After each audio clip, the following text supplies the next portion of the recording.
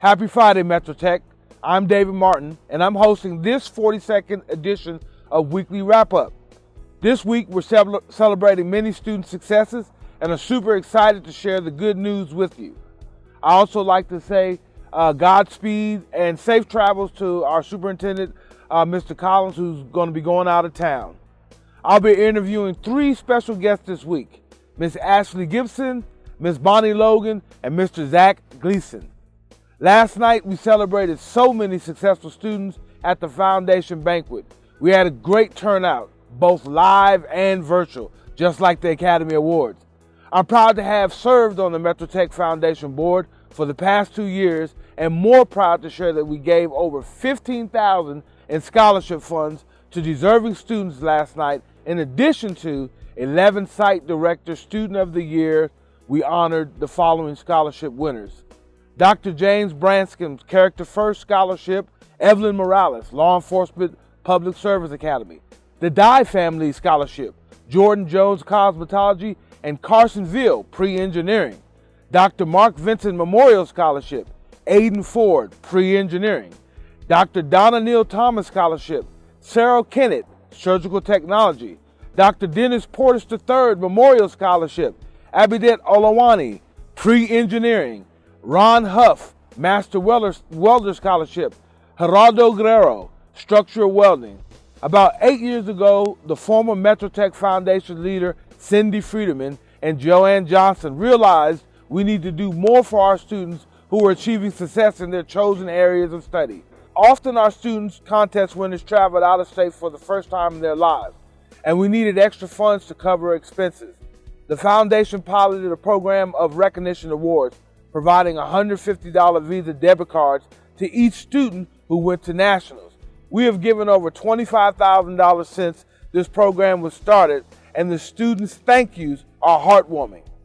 This year, the following students have placed in state and will be going to nationals, thanks to the support of their teachers, their coach, Bonnie Logan, and the Metro Tech Foundation.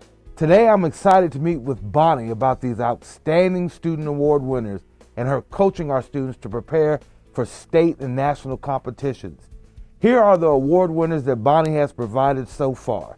At our South Bryant campus, these PSA students are to be commended. Chapter Business Team from the PSA receiving a first place: Jalea Martin, Kalia Jeffries, Diana Hernandez, Jesus Cruz, Daniela Oresteta, and Amanda Carrasco. First in extemporary speech, Samantha Smith. First in job interview, Mario Blair. Second in prepared speech, Chelsea Ichavera. And in HVAC, our post-secondary student, Garrett Fly, received a third. At our Information Technology Center, taking first place in the Quiz Bowl, entrepreneur students Terriana Taylor, Ronald Ray, and Duwani Owens. Receiving a fourth in Job Skill Demo Open, entrepreneurship student Jeremiah Major. And receiving a third in Job Skills Demo Open, entrepreneurship student Jimmy Harris. In our cosmetology program, our post-secondary students were quite successful. Taking a third was Brianna Lowe, earning a second, Alejandro Cardenas, and receiving a first is Deja Ayala.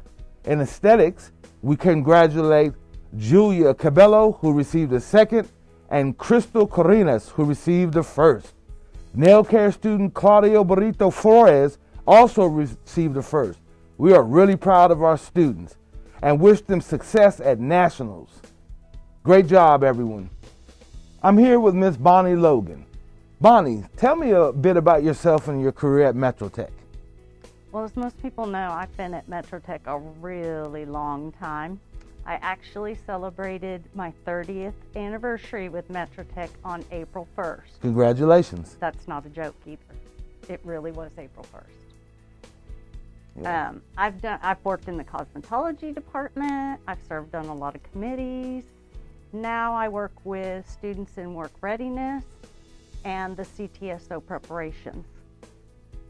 So, Bonnie, we're really excited that you've had a great, successful year with our state competitors. Can you tell us more about that? Oh, we had a wonderful year this year. Even with all the COVID and having to do virtual, There were many students in each of the organizations that stepped up, and they wanted to compete, from HOSA, TSA, Skills USA, BPA. We had so many students, and I just love working with them. I especially love working with the ones that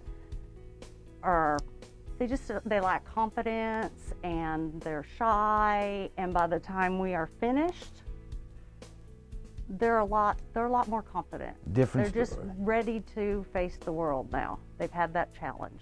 Absolutely. So when you were in the classroom, did you ever go to Skills USA or a state champion or anything like that? Me personally, or my students? Both. You as a teacher and as a student? Actually, I started my career in Skills USA while I was in high school. It was called VICA then, and I was a district officer for the Northwest District. And then I got into teaching, and of course I was ready to be involved because I already knew kind of what it was going to take. And so yes, I had students go to district in place, state in place, and took several teams to the national level. That's exciting, Bonnie. That's really exciting. What do you love best about working with our students? That confidence builder, or being with them when they experience things for the first time. It's just amazing to watch through their eyes what's happening. We have a lot of students who've never been out of Oklahoma City, so taking them possibly to Tulsa or somewhere is a big deal, let alone when we get to go out of state for nationals for a week. It's just really exciting to watch that experience take place and how it changes them. So you've been here on the South Bryan campus for most of your Metro Tech career, and there's a lot of changes going here, and I know that the building that you used to teach in has been demolished. Do you miss teaching? Not exactly, because I still get to.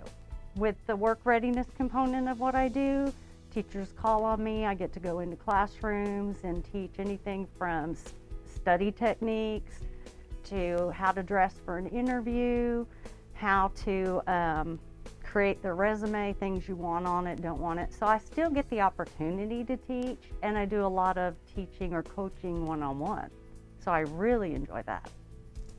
Well, Bonnie, you have a lot of exciting things going on here for yourself as well as the entire campus. I want to thank you from the bottom of my heart. It's really good to see you and be able to interview you and have you on the weekly update. So thank you very much, Bonnie. Thank you. Today we're also visiting with the Assistant Site Director of our South Bryan campus, Mr. Zach Gleason. Zach, tell me a bit about yourself and your career at Metro Tech. Well, this is my 6th year at Metro Tech. I've been in education for 21 years now, 12 years as a classroom teacher and a high school football coach, and I'm about to complete my 9th year as an administrator. All right, and is this your only location that you've worked? I've been well traveled at Metro Tech. Okay. I was assistant site director at MCA, then I was the assistant site director at the Information Technology Center, and now this is my 1st year at South Bryan. Awesome. You've been helping us share good news at our board meeting, education meetings. Thank you for coordinating the team and putting that good news and good word about all that out. Tell us a little bit about that. Yeah, that's something Mr. Collins tasked me with, and I've really enjoyed doing it. It's been really rewarding. Basically, we have an instructional spotlight each month at the board meeting, and I leave that up to the site directors because I know their students and teachers better than me.